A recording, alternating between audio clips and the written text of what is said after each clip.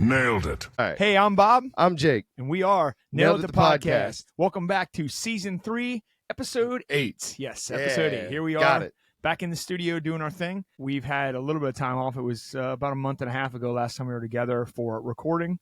Yeah. We did our review of Superman and Fantastic Four and kind of caught up on the episode previous to that. Mm-hmm. Did a little 2-for-1 episode.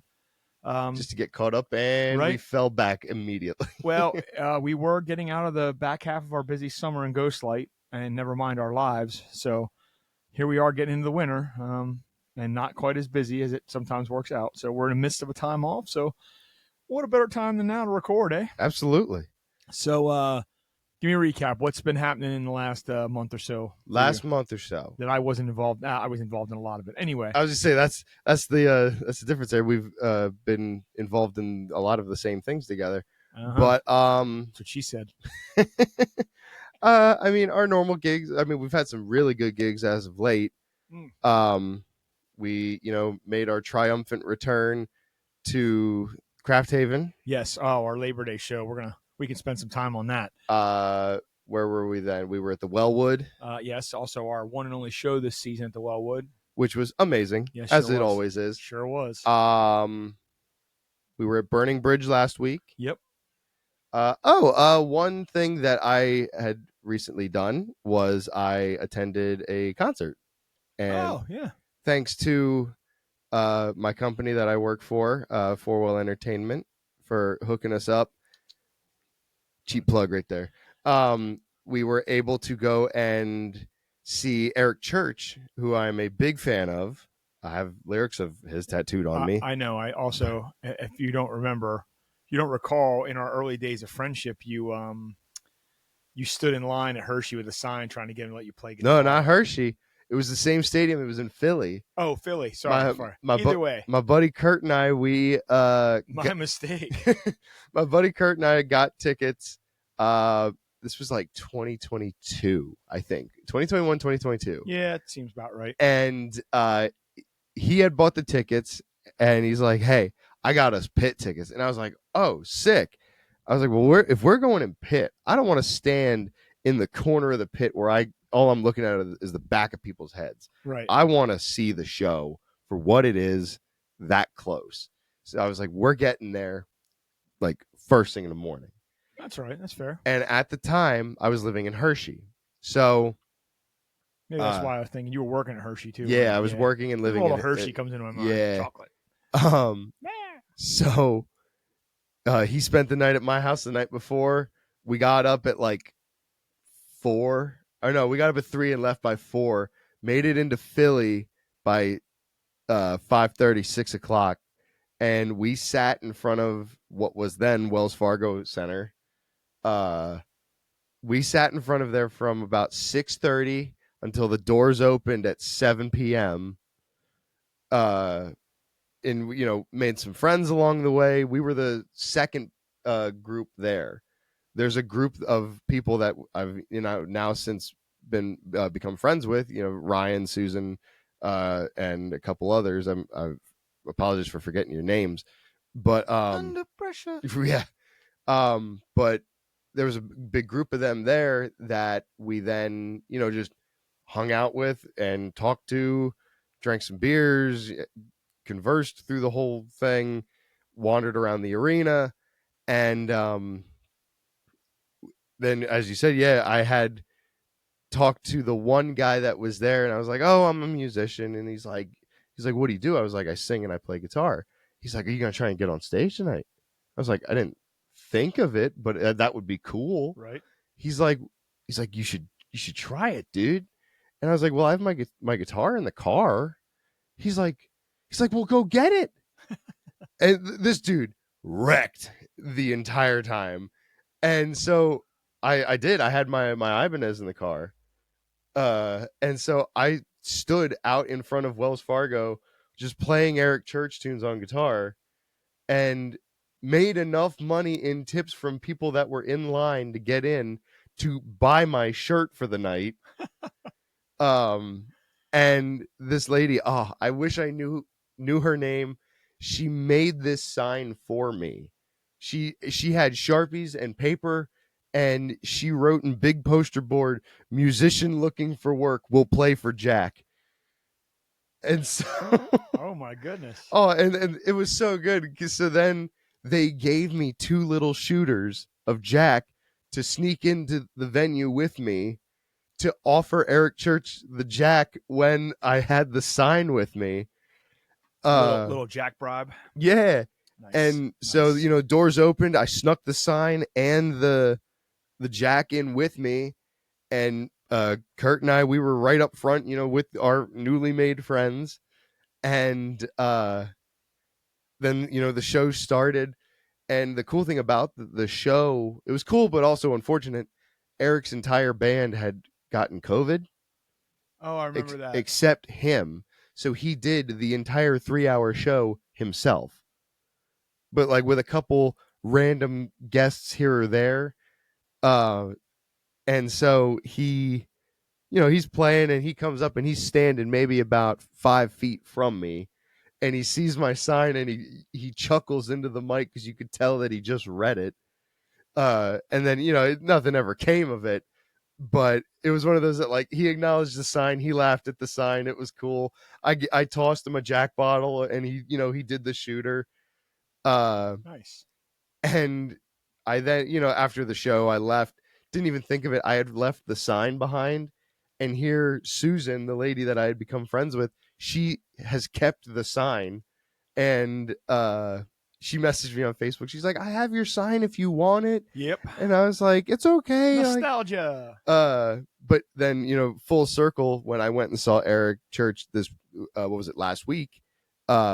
She was there and she saw me and messaged me online, like on Facebook, and was like, "I still have your sign. It's in my attic. Do you want it?" I was like, "Susan, it has been 3 years. I don't think that sign needs to be anywhere. It can be in the trash." Yeah, like, you keep that. Yeah. Thanks. But yeah, now working at where I work at 4-Wheel Entertainment, Eric Church is a big client of ours, so we did his entire tour.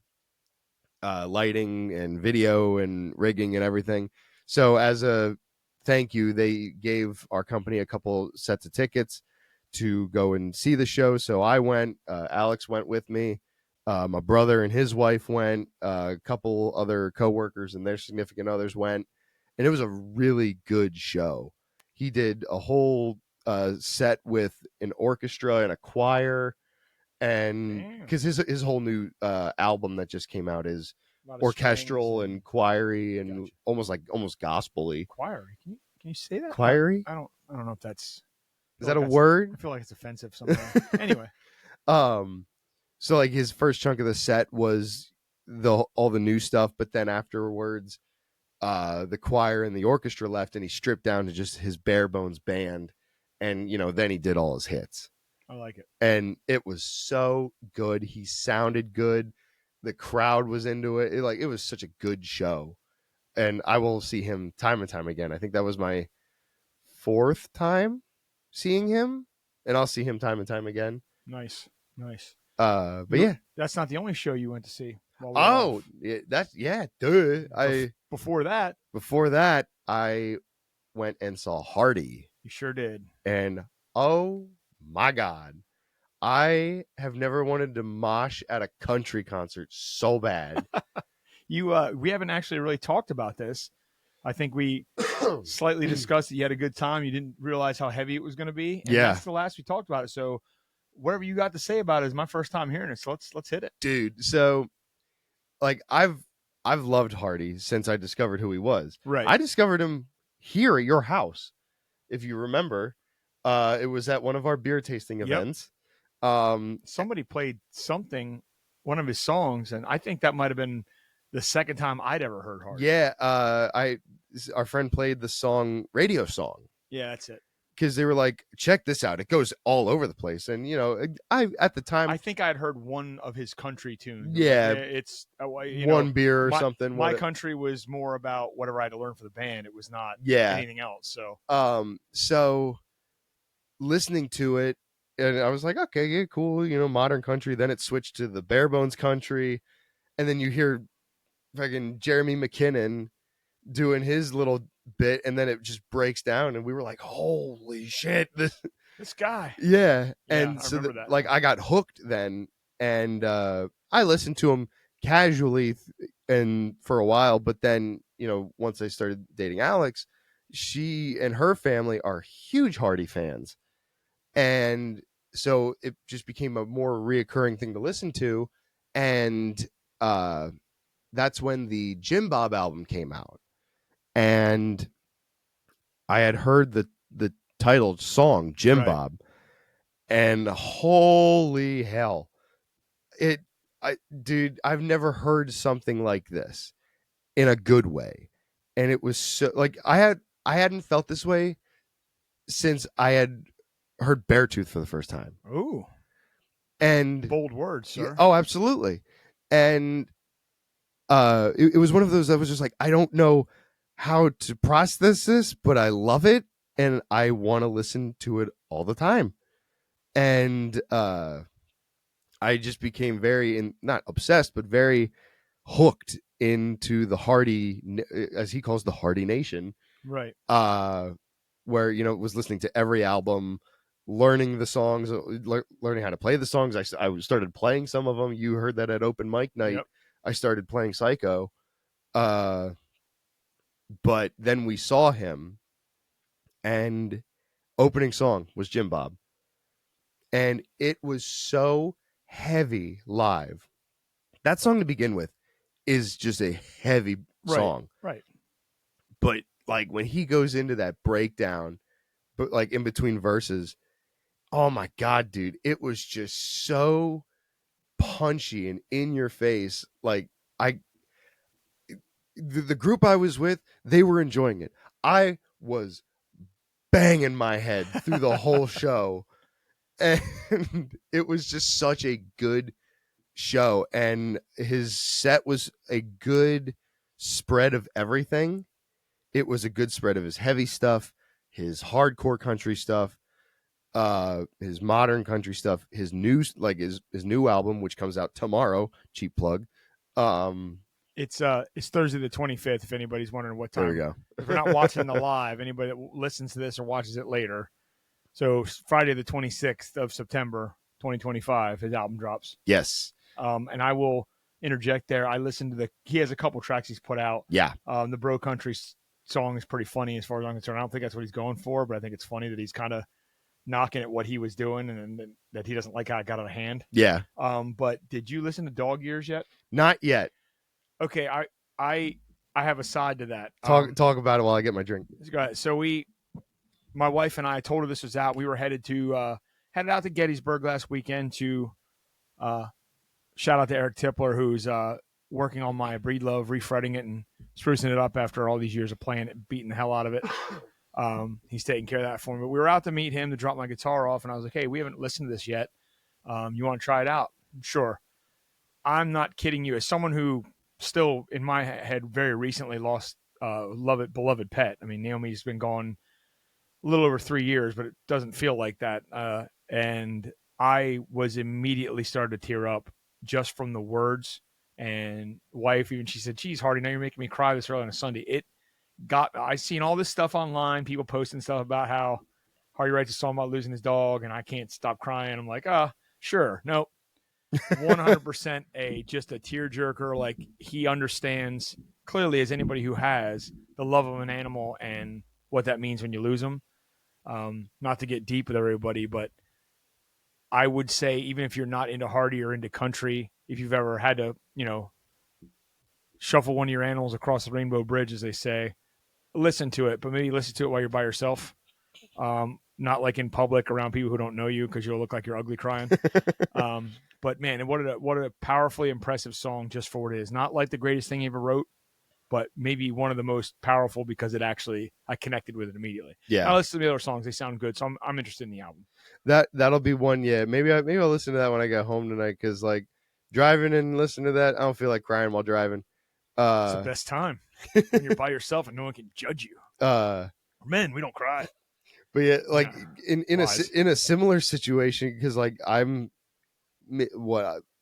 had lost my dog Wally about a little over a year ago, maybe about a year and a half ago.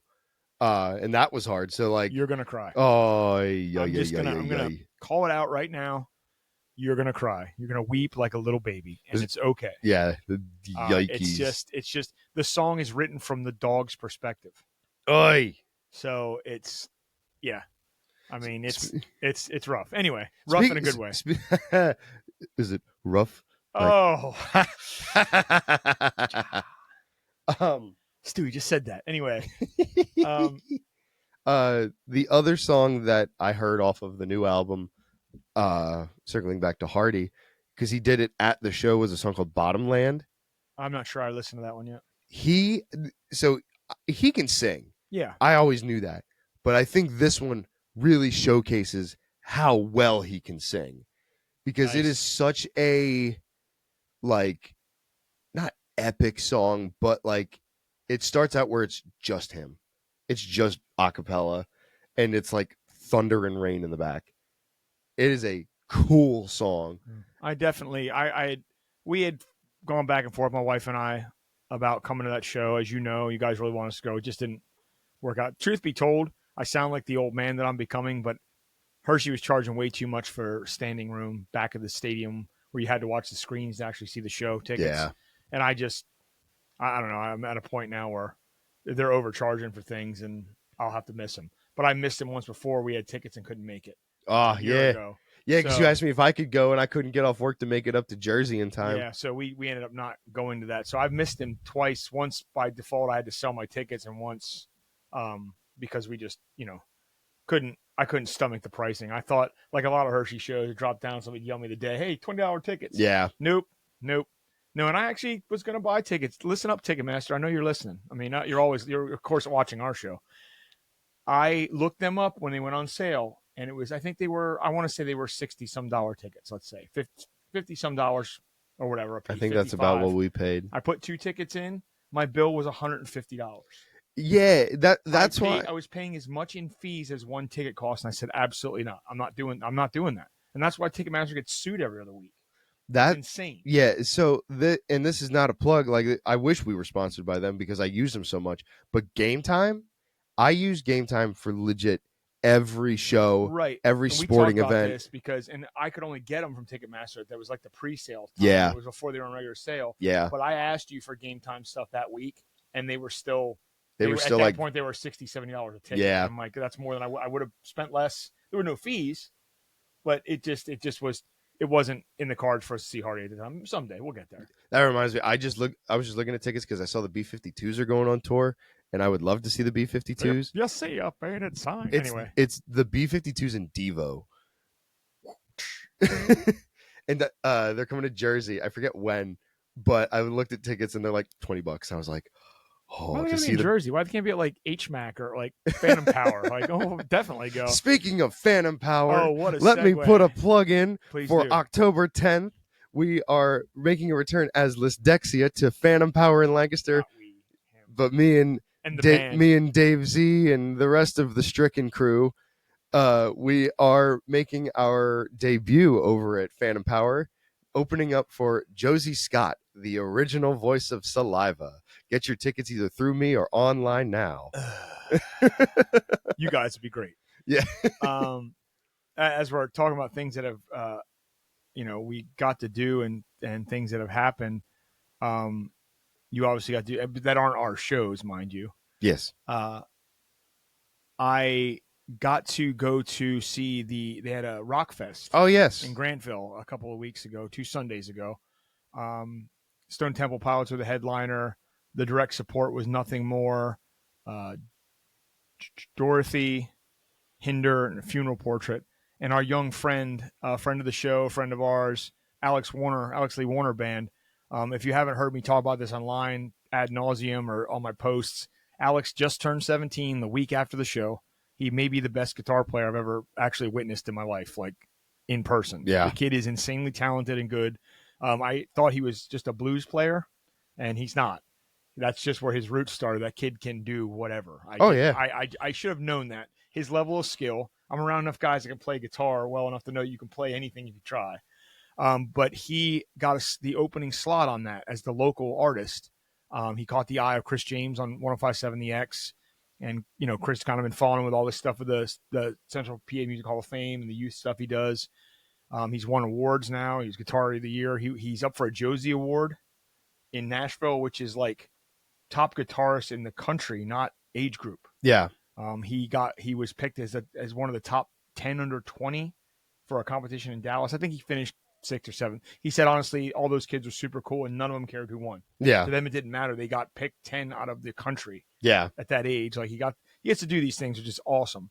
But they opened up, and our friend and bandmate Dave Z did this vocals for him kind of last minute. I think he had a month to prepare. Yeah. Our guitar player Rich and our Twin Dicks guitar playing builder,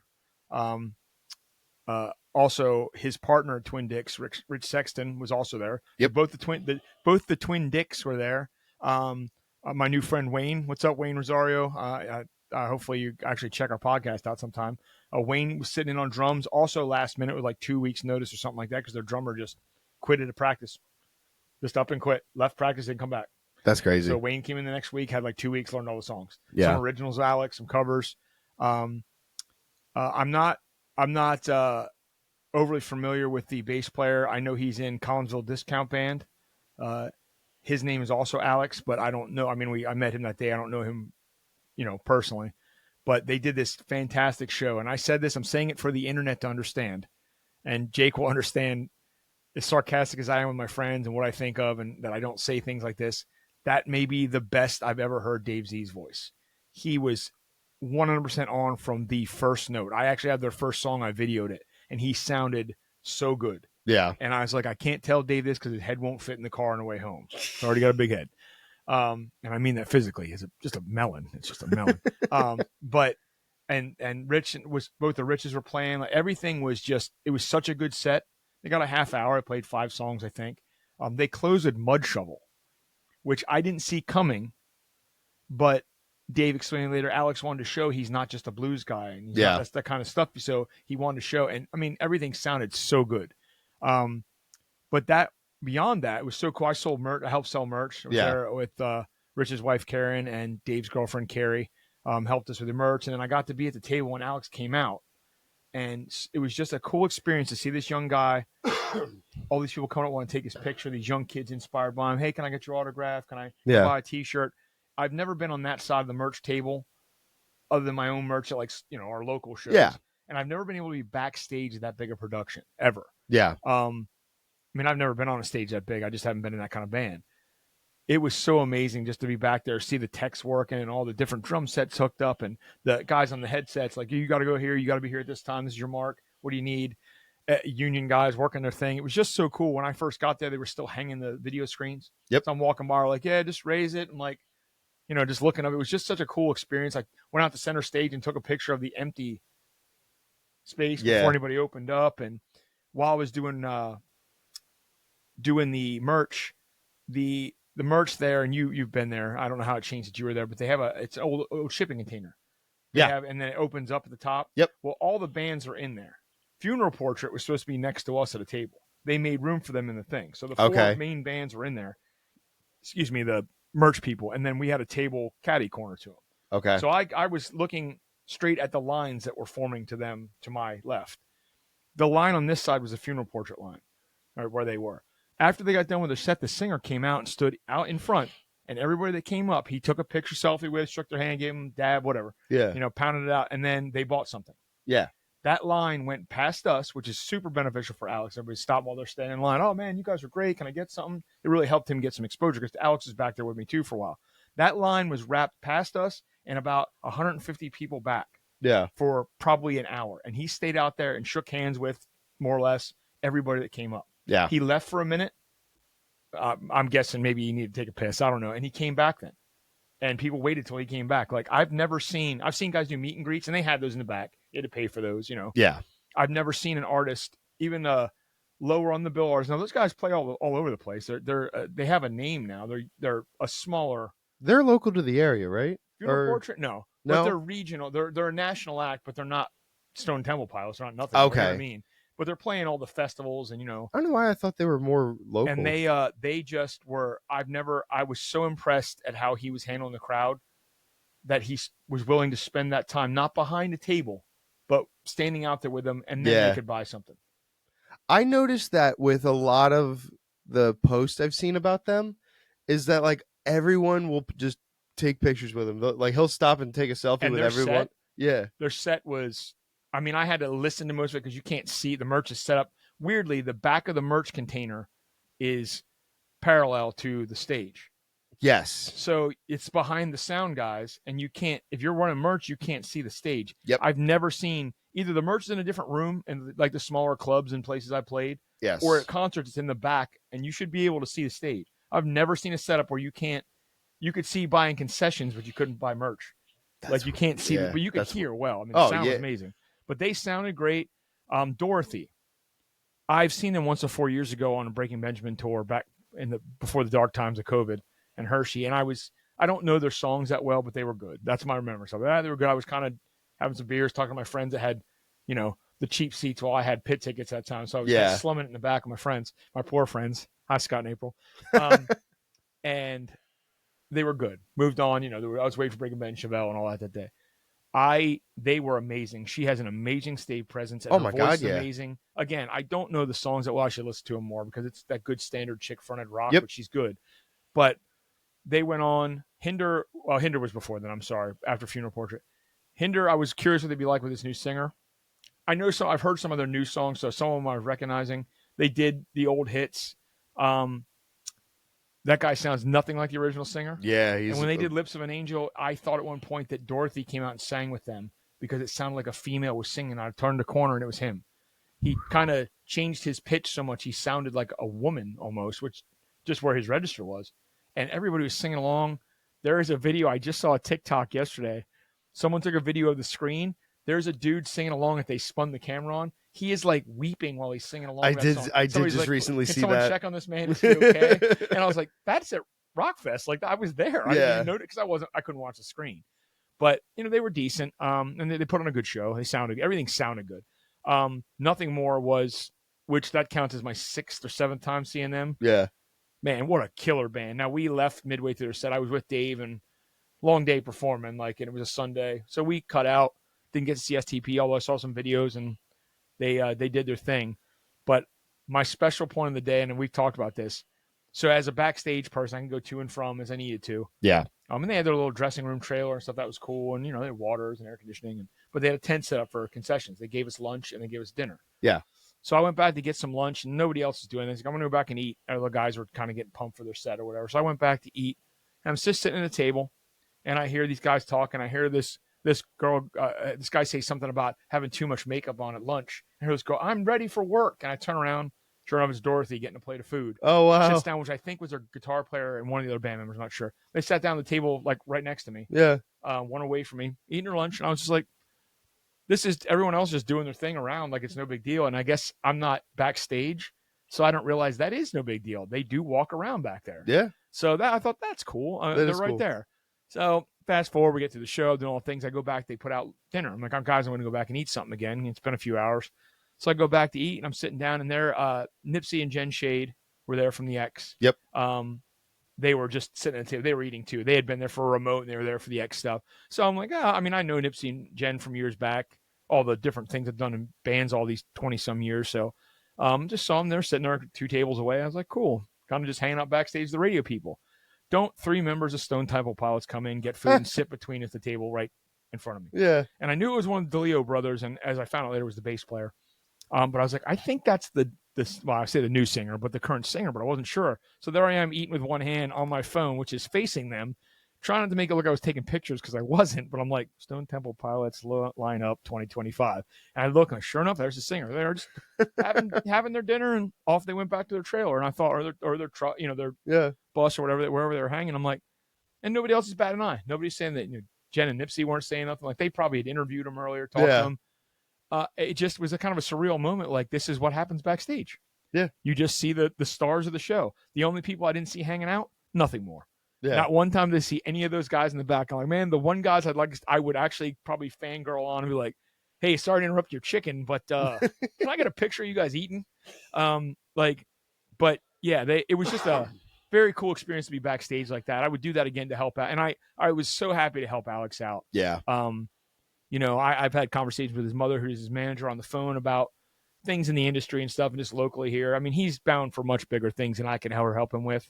But anything I can do now, whether it's advice or helping him out in that merch because I was free or whatever, I'll be more than happy to do. Yeah. So shout out Alex Lee Warner, and look for him, folks. If you haven't already or seen posts I put up or Dave talking about it, you should go check him out. He plays a lot of local stuff here in York still. Future guest of the show. Yeah, we have been talking to Alex since back at the CPMAs about being on the show. We just haven't made it happen, and maybe that'll be soon. I do definitely want to get him on. Maybe sit down. I'd like to sit down with his mom too, which I'm sure she'll be along. Yeah. But she's his manager. Bambi's a good person to talk to. So shout out to them. So that was my big thing that happened. That wasn't me performing over our break. Yeah. But we should talk about at least one of the shows we had since our last recording. Oh yeah. And that would be our end of the summer Labor Day show, Labor Day Sunday at Craft Haven. At the Haven.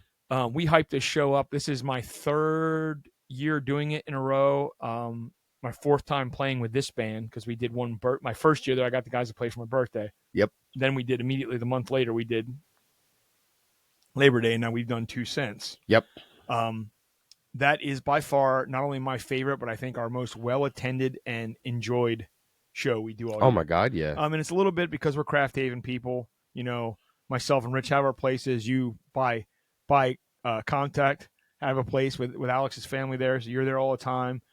It was Todd's first experience there, Jimmy's first experience there. Dave's been down a few times. Yeah. Like we know the place. We went full out with the light boxes. We play that show like it's the last time we're going to play and the best time we ever have. And it kind of ends up being that way. And you can see pictures and video, and we just absolutely own that place in the best way possible only because everybody's into it. Like we've had plenty of shows, outdoor shows like that next to the water that are okay. It's nice to be outside in the summer. It's almost exclusively what we do anymore. But that show, the energy that comes off those people in our Craft Haven family and friends is unlike anything we do.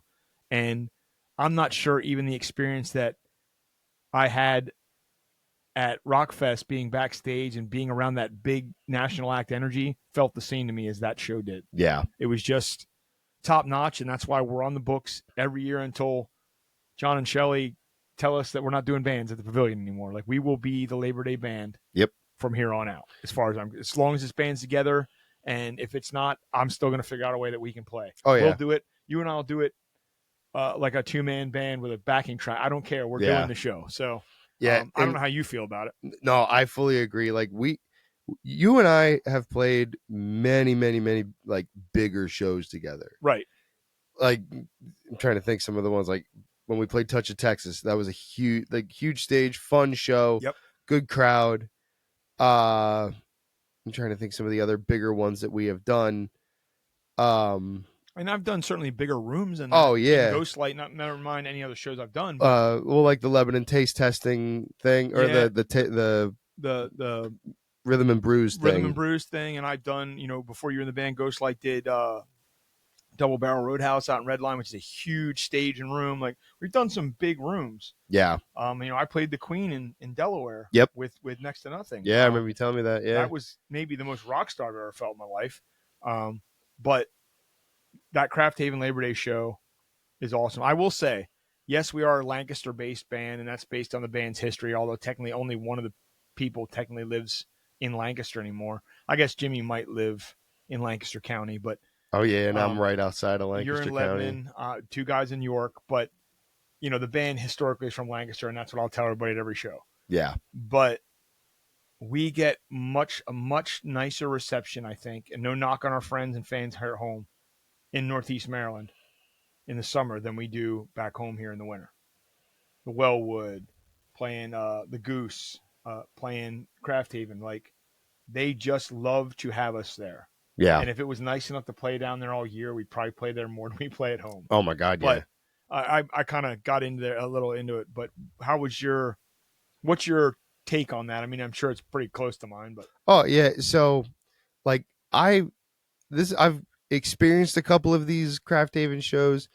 This was my second one with Ghostlight. Yes. Yeah, you were there last year too. Um, And we did one Nailed It show there. And then you and I, of course, and Dave have done acoustic stuff around the campground, but Yep. they're not anything like that. yeah. So like, the first time I saw a band like this play there was I think it was probably Phys Ed, because I think I had seen Probably GM3 yeah, it was before GM3. they became Phys Ed. Yeah, it was GM3. And so seeing them play, I was like, okay, this is what this is like. This is fun.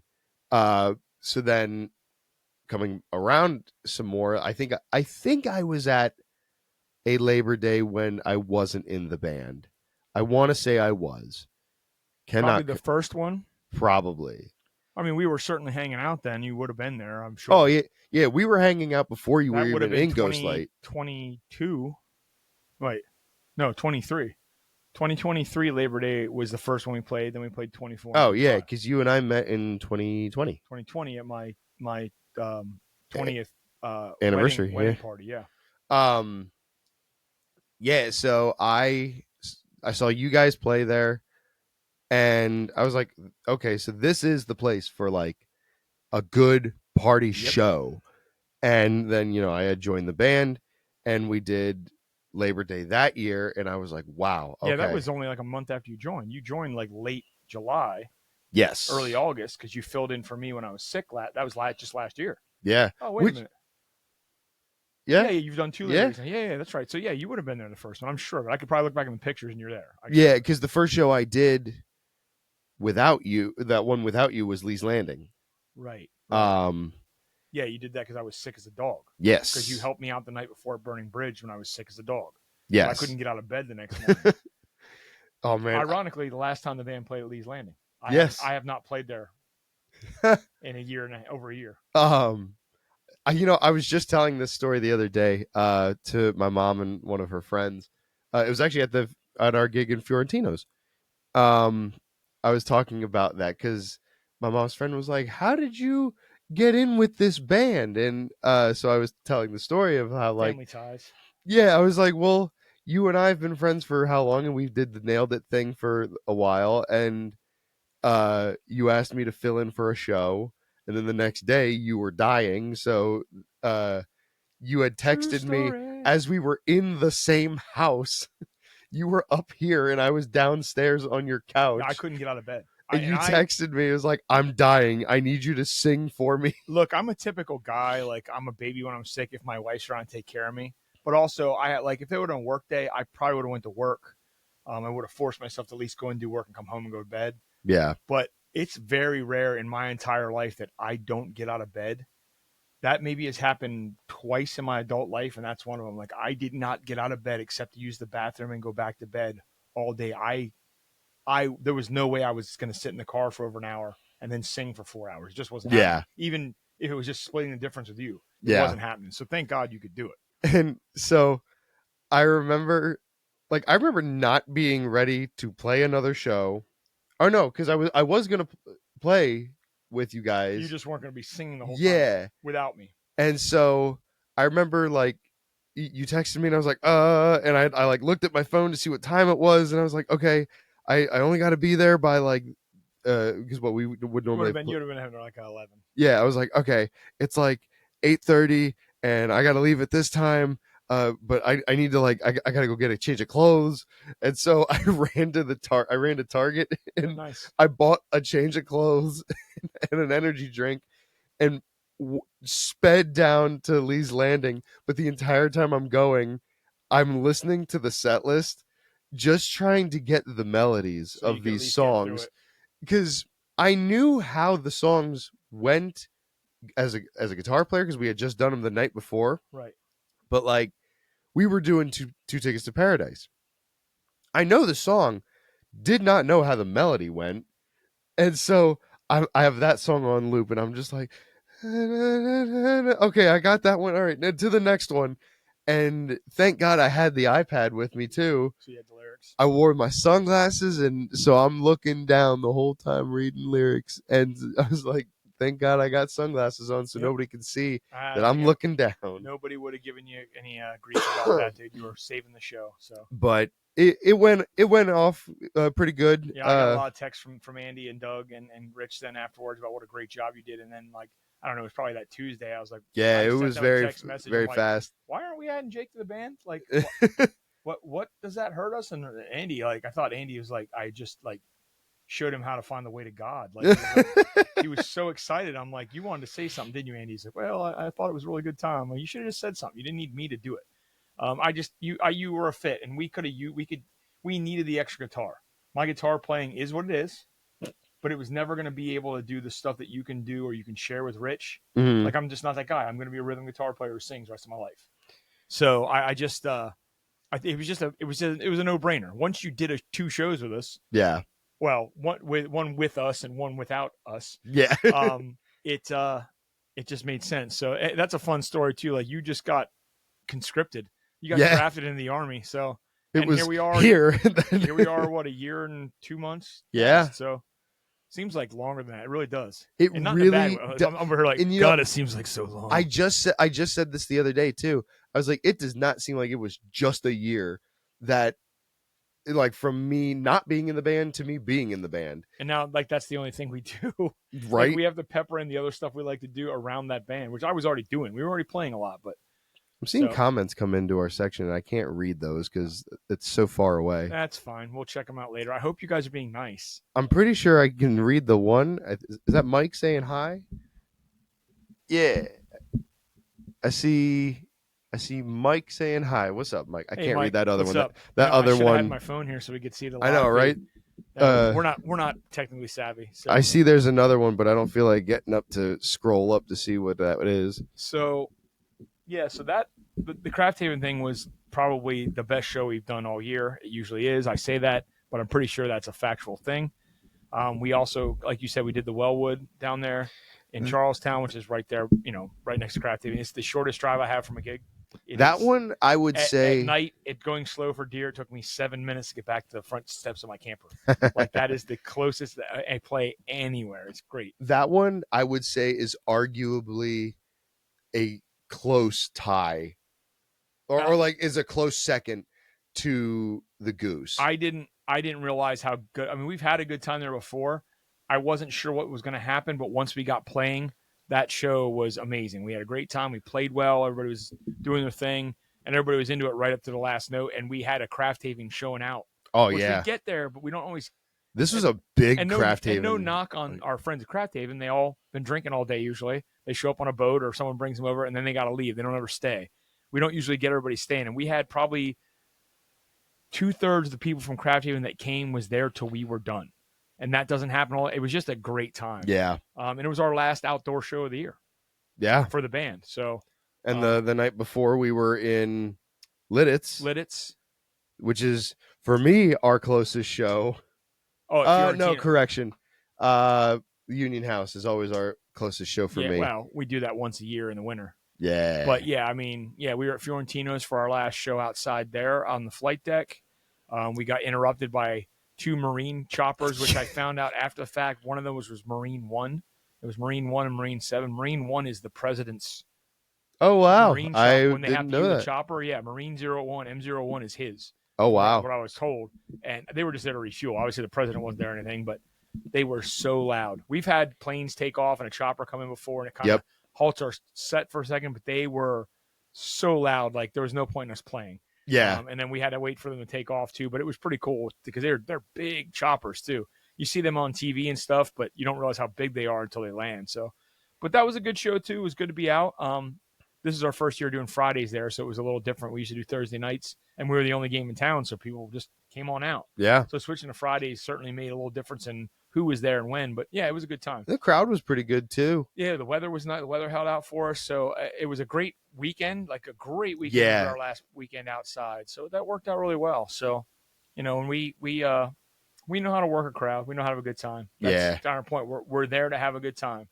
And then our last show over at one of our go-to spots over at Burning Bridge, which was I'd say a really good time. We had a really fun time. It was a little lighter crowd than we're used to. I did find out that was a thing everywhere because the weather was so nice. Turns out there was a couple of outdoor shows. There was a couple of festivals going on. There was some Mm. things happening that I wasn't aware of that I wouldn't have been when we booked the show a year ago. Yeah. That everybody was doing other things because a lot of places were like, hey, we have a good weekend, one last good weekend in September. Let's have stuff outside. Yeah. There was a big party over at John Wright, which is right down the street. Yep. There was a private party in the banquet room side of Burning Bridge that wasn't coming out to watch us. So Rude. a lot of the people that were parked there weren't in the bar. But the people that were there, and as always, that place, we also get people that roll in later. Yeah. We did build a crowd, and everybody that was there, we appreciate you because we had a really good time. Yeah. Doing our thing there. So as we do. Busted out some Shaggy. Yeah, you did. You surprised me and Dave. I looked at Dave. I was like, what is he doing? That's great. He's like, first, I didn't realize what he was doing. It took me a second. Same thing. Jimmy's like, I couldn't hear him at first. I didn't know what his lyrics were. But once he got into it, I'm like, oh, yeah, dude. We definitely, that's our home base, so to speak. We have 2 more shows there this year. In fact, our next gig isn't until October 18th, and that's where it is. So yeah, we have some stuff individually. Obviously, you have your Liz Dexia show, and I have an acoustic duo gig with Dave tomorrow at the Seven Valleys Tavern. And then I think the only other like thing outside of Ghostlight that I have booked is it's an acoustic show.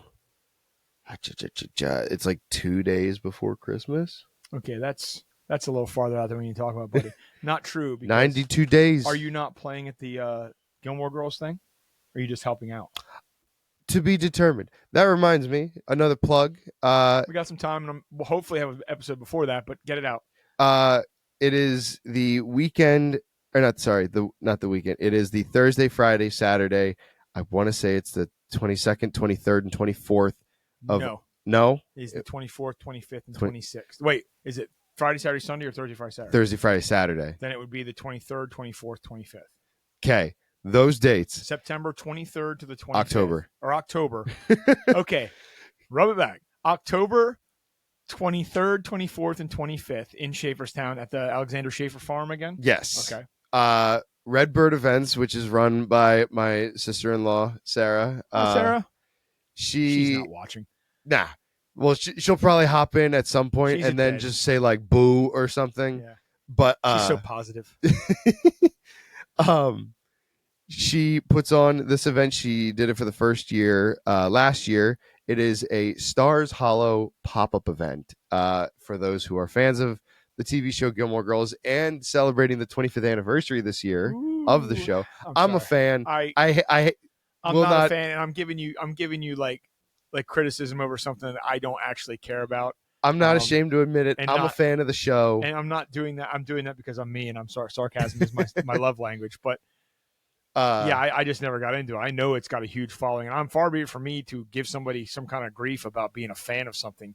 No one can see it on camera. All you see is guitars and band stuff. Yeah, I was going to say, flip that camera around. This entire wall is 90% Captain America, but it's just all Funkos and nerds shit. So I have no basis of saying anything. There's an Optimus Prime game control holding up the phone that's recording us right now. Trust me, I am a nerd from way back who loves things passionately. So it's just that isn't my thing. It never was. So, but yeah, like my sister-in-law has been a huge fan of the show growing up when it was originally on, and still I can't even say every fall season. She watches it all year round.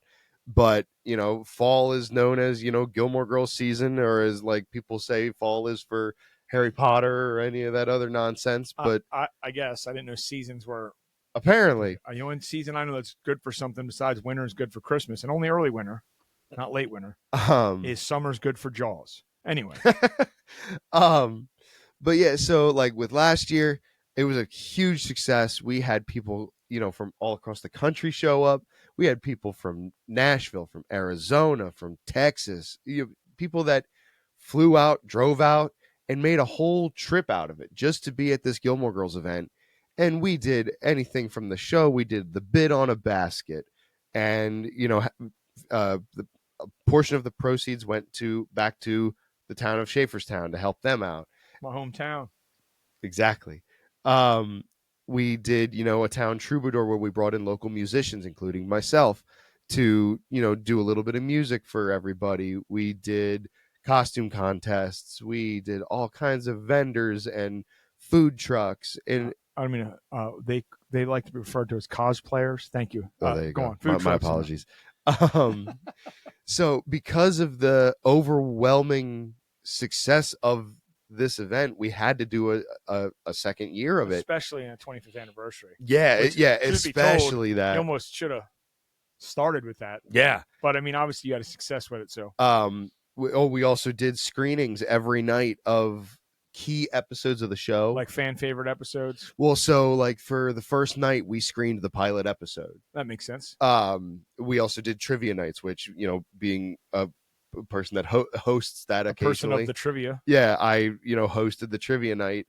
But now this year we're trying to do it bigger. We're trying to do it better. We're trying to do some new things.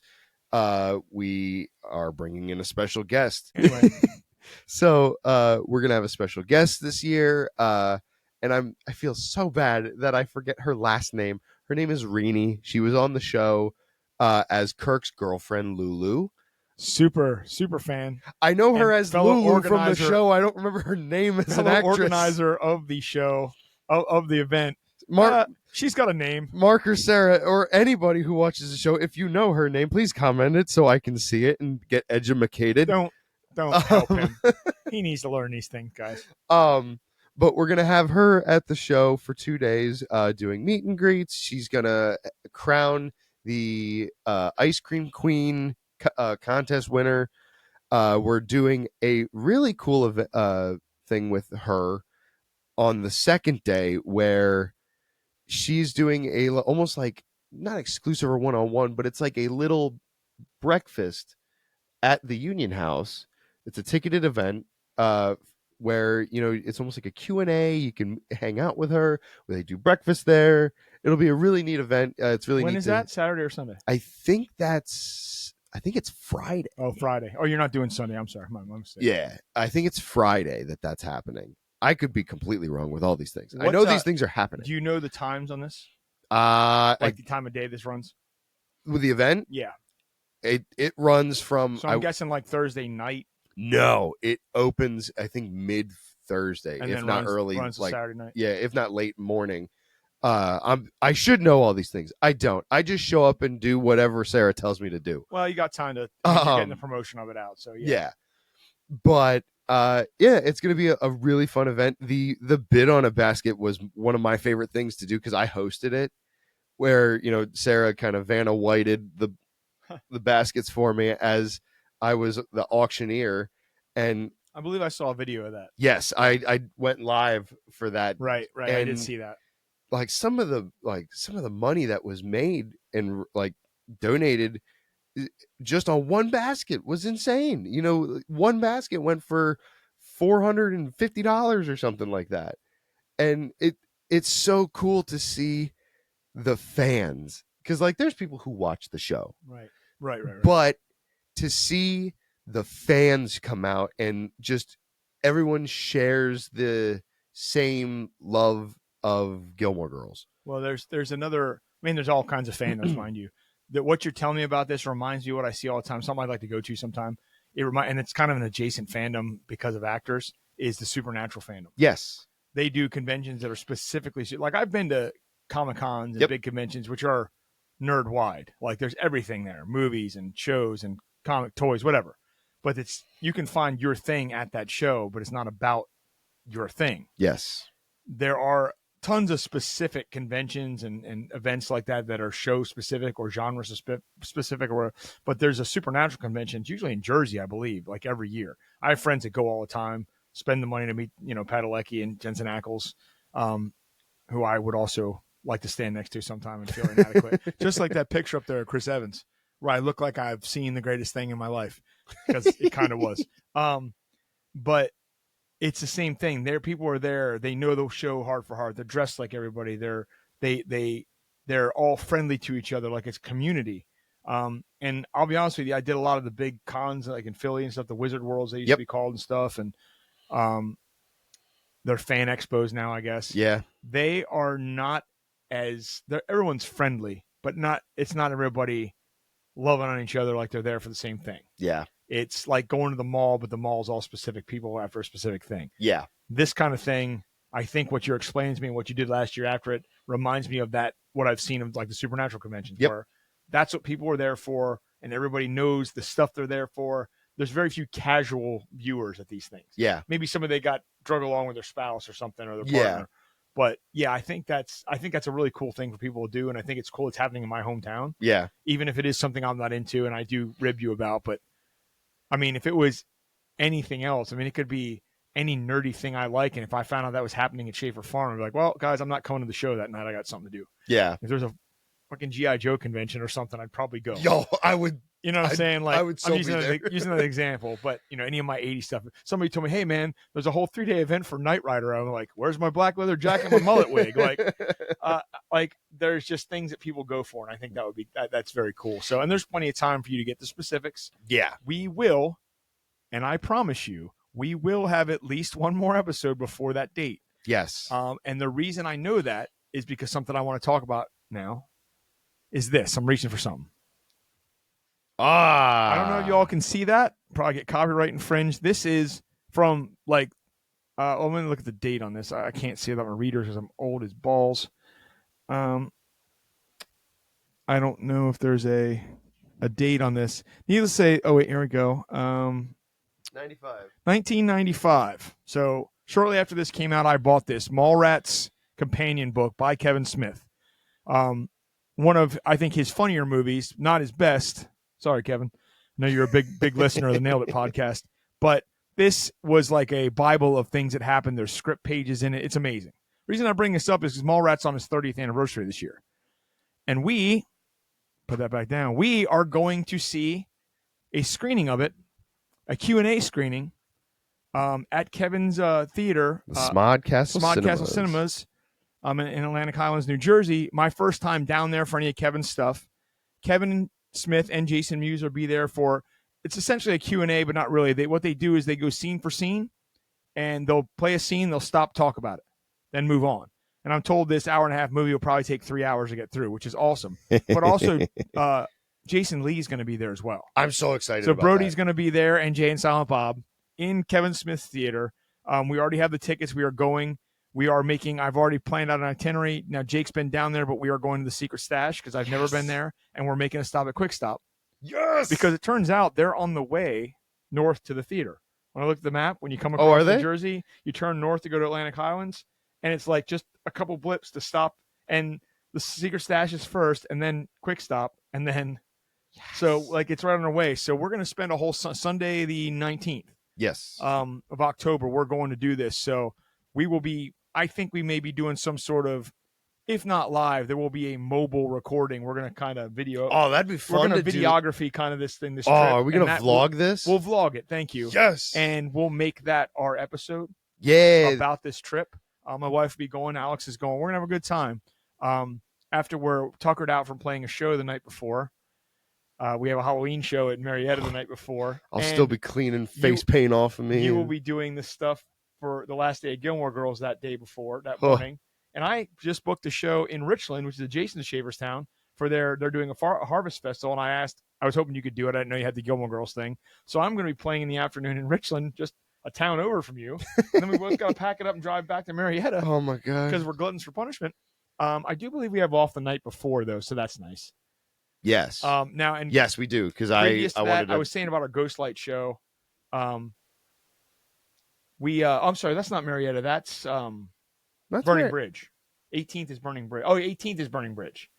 The 25th is Marietta. Yeah, yes. Yeah. I'm sorry, I got it. Previous to that, you have that thing on the 10th with Listexia at Phantom Power. The 11th, my band Fell From Zero is playing our last show of the year. Of the 4 or 5 we do a year at Antietam Brewing in Maryland. I love that place, and I love the shows there. It's become my favorite place to play with that band. I'm excited to play there after all these years. And Ghostlight has a show in November then. So I have that coming up. So there's some stuff in between till we get to that weekend, and of course we got Halloween. So we'll talk about that later on. But I just want to make sure I brought that Fell From Zero show because I'd love to see people out.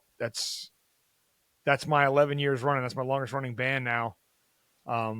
Only technically nailed it would have been because it came from CNX Friday, but since we don't really play anymore, I guess that band can't be counted as a. I don't see how we'll ever play as Nailed It again. You guys did that private party without me. Yeah. And if something like that comes up that we can do it with as a non-ghost light, sure, but there's nothing on the books. So Yeah. sorry, Ken. You also have a pretty awesome original band, The Turning Hand, that you guys are recording, and check them out. The Turning Hand. They're kind of stoner doom rock. My friend Sumo, my old bandmate Sumo's in the band, and friend Shane Siebert's in the band as a bass player. Their singer Rachel is not only my groomer for my dog, but not my personal groomer, Jameson's groomer. But she's like just the nicest woman in the world, but her voice is amazing. They're just very good. So check them out even if you're not into it. I wasn't necessarily into it. I went to see their first show, blown away about how good it was. Not even my kind of music. And Ken, another one I don't want to make his head too big, but Ken's a great drummer. But I played so many years of just Ken doing covers and us doing as sloppy as we wanted. Seeing him do original music that he wrote, man, he's so good at it. It's so good. They got asked by a band that they opened for at Phantom Power, I believe, to go out to Minnesota, Milwaukee.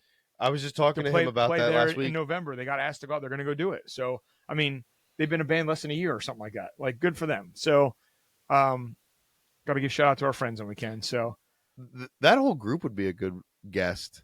Yeah, no, we should do something like I've been talking about have Sumo on the show for a year. He's a former podcaster now. He was doing a podcast for a while. I guess sometimes they dry up, things happen, schedules and stuff. But Sumo and I, it'd be another one of those episodes you just sit here and go, Every time I bring on one of my old bandmates, you're like, yeah, I don't have anything to contribute to this. I'm going to listen to you guys did what? So good times. And I actually spoke to our drummer Jimmy about coming back. I had realized looking back over our catalog that we had Jimmy on for an episode, technically two, because we did a Beartooth episode with Jimmy out of that episode, but we never got past like halfway through his music career. Nah, yeah, we were get up to where he joins Ghostlight because he hadn't then. Yeah, we got to I joined Bullet Method. Well, that's all we have for today. Yeah, like he's got a whole nother like section of stuff to talk about, and Jimmy's a great guest, so we'll definitely have Jimmy back. But we have some other people, again, Alex and some other people I want to talk to, and maybe in season 4. If we can't fit anybody in, we got a couple episodes left this year. Obviously, we're going to do our Mallrats trip episode, but I also wouldn't mind, maybe we can get Alex in here before that or after we get into the holidays. We'll do a Christmas episode for Jake. Yeah, I love Christmas. Don't get me wrong. I just 92 days. I don't rush it like he does. I do believe that the spooky season, Halloween people, which isn't my favorite holiday or anything, they should get their time. I also firmly believe Thanksgiving should at least get a day, but no, we just skip that completely. Thanksgiving gets a day, but it doesn't get talked about except we go eat that day. Yeah. It's Christmas. It was Christmas in retail stores 2 months ago. Who am I kidding? I just went to Walmart yesterday. They got all their ornaments and shit put out. I saw Christmas stuff out next to Halloween stuff in July. I love it. It is what it is. I've already got the music playing. It's the world we live in. I'm getting my Christmas beers next week or the week after. Are you? Work. Yeah, and there's already stuff for like Oktoberfest and pumpkin beers that I had customers come in to ask me for. They're already gone. I can't get them. It's the end of September. They're already out of stock. That's amazing. Because everything comes out in June. Yeah. But anyway, I digress. That's not what we're here about. So we got a lot of interesting things coming up. And we always talk about what we're going to do as the year goes. We get the next season, and we'll get there. We usually end up doing this and doing a catch up, but we made big lofty goals about having more guests or maybe doing a once a week show. Even if it was just you doing a solo episode or me, we have not done that. Yeah, I gotta get back into that. We're busy people, and I get it, so we'll get there. But hey, we're busy guys. Look, we had to figure this out on a Thursday night so we can make sure we're out for the people. We're trying the live thing, so please, if anybody else is watching or has any comments about that, please comment. Send us a message on the Nail of the Podcast page. Of course, this will be up on audio tomorrow, probably, or Saturday. Yeah. For everybody to listen to as usual. And we definitely appreciate anybody who's behind us that does watch this. And even those that don't, that's okay. You're not hearing it anyway. We do this because we enjoy it. It's become a thing we enjoy doing. So we may not be pulling in hundreds and thousands of YouTube viewers or subscribers and likes, but I enjoy having this time to go over stuff and talk and just generally geek out about things once in a while and talk about our music and the things we like, you know what I mean? So it's a good time. It's a good time, and that's why we keep growing with it. But I don't think I have much else. Yeah, We I pretty think much I'm- covered the shows that I want to cover. There was some other stuff in between there, but it's our standard. We came, we rocked, we had a good time, we went home. Make sure you guys are checking out the ghostlightradioshow.com website in our merch page. Go to our store page. We would really like to see more people, not only with our merch, because hey, we're band guys and we're narcissistic like that. We need to be, satisfied by that. But there's like 2,800 different products now with different logos and stuff that we really like to see people out. If they want to get them, go ahead. We've got some new stickers coming. Jake and I just talked today. I ordered some new stickers because we like to give out the stickers at shows. And I do want to pay a special shout out thinking of that. Saturday night at our Burning Bridge show this past week, we had our tip jar out. Yes. Which we always have, but as I say, I don't bring attention to the tip jar. We're not there for tips.